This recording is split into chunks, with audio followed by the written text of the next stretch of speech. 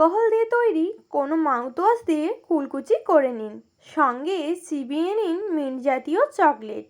এতে মদের গন্ধ আলাদা করে বোঝা যাবে না। সুযোগ পেলে মিন্ট দেওয়া কোনো মাজন দিয়ে ব্রাশ করে নিতে পারেন, তাতেও ঢেকে যাবে মদের গন্ধ। যেহেতু রক্তে মিশে যায়, তাই ত্বক থেকেও অ্যালকোহলের গন্ধ নির্গত হতে পারে। তাই মদ্যপানের পর চট করে ঈষদুষ্ণ জলে স্নান করে নিন। গায়ে মেখে নিতে পারেন সুগন্ধি। মদ্যপানের পরিকল্পনা থাকলে মৌরি বা জিরে একটু শুকনো খোলায় ভেজে রাখুন আগে থেকে। রাতে মদ্যপানের পর একটুখানি মৌরি বা জিরে চিবিয়ে নিতে পারেন, গন্ধ অনেকটাই দূর হবে। কাঁচা পেঁয়াজ বা রসুন চিবিয়ে নিতে পারেন মদ্যপানের পর।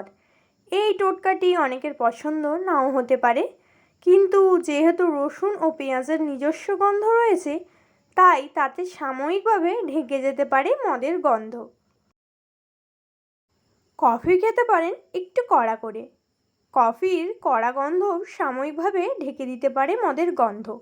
তবে মনে রাখবেন, কফিতে কিন্তু জলশূন্যতা তৈরি হতে পারে দেহে। মদ্যপানের পর জলশূন্যতা তৈরি হলে গুরুতর সমস্যা দেখা দিতে পারে, তাই সতর্ক থাকতে হবে।